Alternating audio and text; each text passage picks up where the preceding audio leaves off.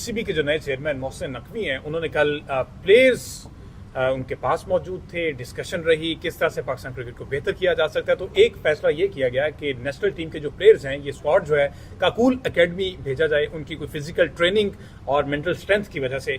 तो सलमान भट्ट साहब भी 2 मरतबा जा चुके हैं काकूल एकेडमी। भट्ट साहब, क्या इन्वायरमेंट होता है, कितना हेल्पफुल रहता है इस ट्रेनिंग को अगर आप क्रिकेट के पर्सपेक्टिव में देखें?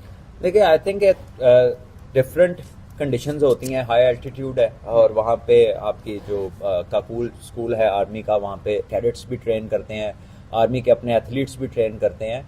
तो वैरायटी ऑफ ट्रेनिंग्स होता है जो कि आपको फिजिकली और मेंटली आपको टफ करती है। आपके जो माइंड के बैरियर्स हैं relating to your physical activity, वो उसको जो है ना ब्रेक करते हैं and they help you enhance your fitness. और अच्छा है, एंजॉयबल एक्सपीरियंस था। 2 दफ़ा हमने किया, वर्ल्ड कप से पहले, फिर उसके बाद दूसरे वर्ल्ड कप जो जीता 2009 में उससे पहले भी, और जो 2007 में फाइनल खेला उससे पहले भी, और उसके बाद भी पाकिस्तान टीम ने किया जब लॉर्ड्स में ये लोग टेस्ट मैच जीते मिसबाह की कप्तानी में, और वो पुशअप्स लगा के जिन्होंने सैल्यूट किया, तो that was it was for them. वो जो असातिज़ा थे वहाँ पर जिन्होंने हेल्प की पाकिस्तान आर्मी की तरफ से ट्रेनिंग के लिए, so it's a good thing.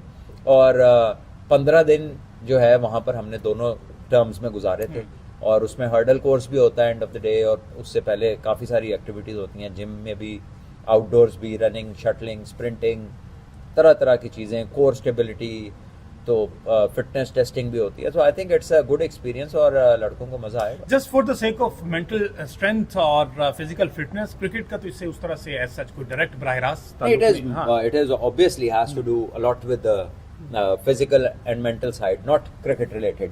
तो ठीक है, आपको फिट फॉर द पर्पस कर रहे हैं, द पर्पस इज क्रिकेट, लेकिन जो रूटीन है उसमें क्रिकेट नहीं होती। ठीक है, और इसका जो थोड़े से बल्कि प्लेयर्स हैं उनके लिए थोड़ी सी खासी मुश्किल, थोड़े वालों के लिए तो खैर है, ज्यादा बल्कि वालों के लिए खासी मुश्किल है। और कुछ ऐसे हैं प्लेयर्स जिन्होंने काफी ज्यादा गेन कर लिया। होपफुली वो इस टूर में और इसमें इसको मेंटेन करेंगे खुद को। अच्छा, होता भी वही है, आर्मी फौज जिस तरह से सुबह सुबह उठा दिया, सारा दिन उसका किया, तो कितनी देर का ये प्रोसेस यूजुअली? अभी तो 25 वो हमारे 15 दिन के लिए अपना टाइम टेबल क्यों चेंज करेंगे?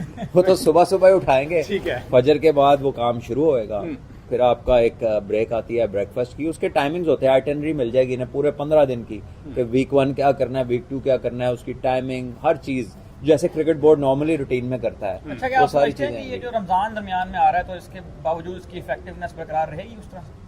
देखिए, it is very much possible कि वो आपको शाम में ट्रेनिंग कराएं, वो आपको ट्रेनिंग इस टाइम पे कराएंगे, उसके बाद आप सैरी करें और सो जाएं। ठीक है, तो ये वर्केबल टाइमिंग्स है, क्योंकि जिम भी इंडोर है, आउटडोर में भी आई एम श्योर लाइट्स होंगी, उधर ये चीजें होंगी।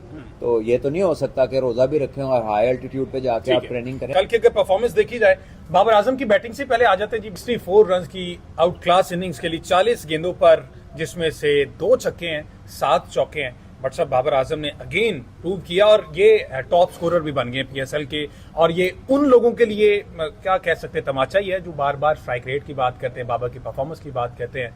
वो जवाब उसने अपने बल्ले से दिया। Babar Azam as a batsman जो है, उसने क्या किसी के मुंह पे तमाचा मारना है? वो तो उन्हीं को लगता होगा जिनको मजा आना शुरू हो गया, आदत हो गई है, बिकॉज उसकी बैटिंग पे तो कोई शक नहीं है। ठीक है, और ये भी हकीकत है कि बैट्समैनों पे कुछ पैच ऐसा आता है जब वो रन्स नहीं करते, जो कि इस तरह के बैट्समैनों पे आता है ना, जब तो वो 1-2 50 कर देते हैं, 30-40 कर देते हैं, तो वो लगता है कुछ नहीं किया। जो दूसरे बैट्समैन जितना जितना करके टीम में अड़े होते हैं ना, ये उतना तब कर रहे होते हैं जब इनकी बिल्कुल फॉर्म नहीं होती। तो ये तो वो प्लेयर है जो 8-10 मैचों में 10 मैचों में 8-9 दफा स्कोर करते हैं।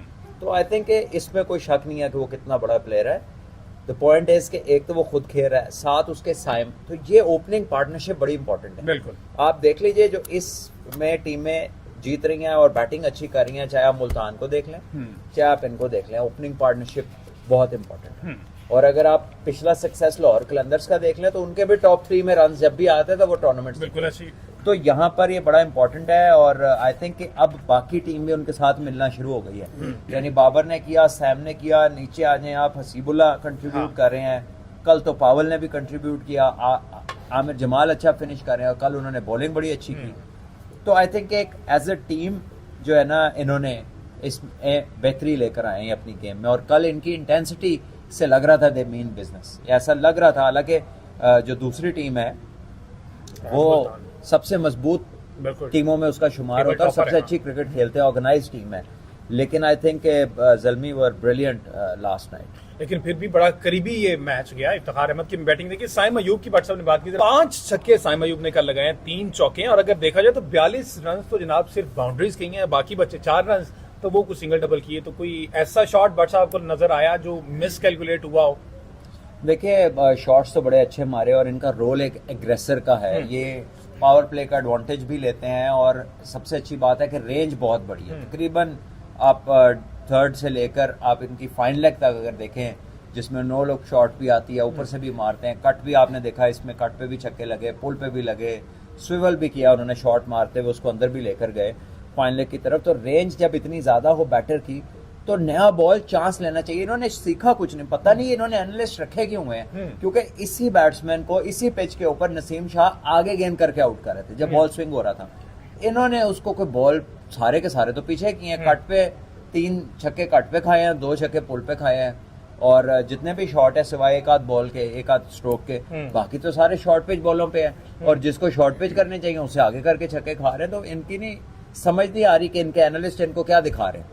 अच्छा हमजा, इसमें मैं एक और बात करता चलूँ कि साइम अयूब की बैटिंग की तो हमने बहुत तारीफ कर ली है, बहुत शानदार प्लेयर हैं, इसमें कोई शक नहीं है।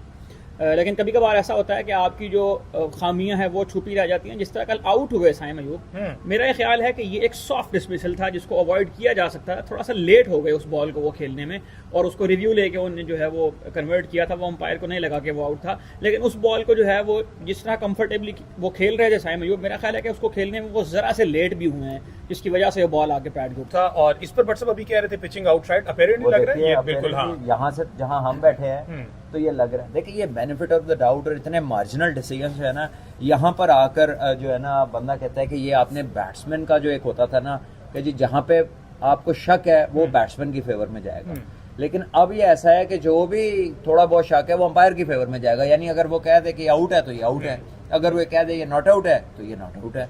तो I think this is something where ICC needs to rethink कि यार ये क्या कर रहे हैं। अच्छा वैसे इस पर्टिकुलर अगर आप आउट में देखें तो इसमें अंपायर्स कॉल भी नॉट आउट की ही थी, तो मेरा ख्याल है कि वो जो बेनिफिट ऑफ डाउट की बात साहब बात कर रहे हैं वो सैम को यहाँ मिलना चाहिए, और अंपायर को बाद में अपना डिसीजन चेंज करना। वो नेकेड आई से उसको भी लगा कि ये पिचिंग आउटसाइड, ये कई दफा बॉल भी और दिखा देता है। यानी कि आप एक बॉल स्पिन हो रही है, मुझे वो सईद अजमल वाला भूलता ही नहीं है, जो तेंदुलकर को उन्होंने बाहर निकाला, उसने ऑफ स्पिन दिखा दी। फिर अभी रिसेंटली ये इसी पीएसएल में भी एक वाकया हुआ है, रायली रूसो वाला, कि बॉल कुछ और था, उसने कुछ और, फिर उन्होंने अपनी मिस्टेक को एडमिट किया। तो यहाँ पर भी लग रहा है कि जैसे थोड़ा सा बॉल टर्न हुआ है, और अगर उसकी पिच जो है वो बिल्कुल लेग स्टंप के ऊपर है तो टर्न तो किसने और बाहर को ही जाना था। अच्छा, ये दिखा रहा है कि विकेट में लग रही है। ओवरऑल पांचों विकेट्स अगर देख लें, बाबर आजम बड़ा हिट खेलने की कोशिश उन्होंने की, लेकिन उसामा मीर को वो पिक नहीं कर पाया, और अगेन उन पर बात की जाती है कि स्पिनर को पिक करने में उनको डिफिकल्टी होती है। दिखाए जरा 5 विकेट।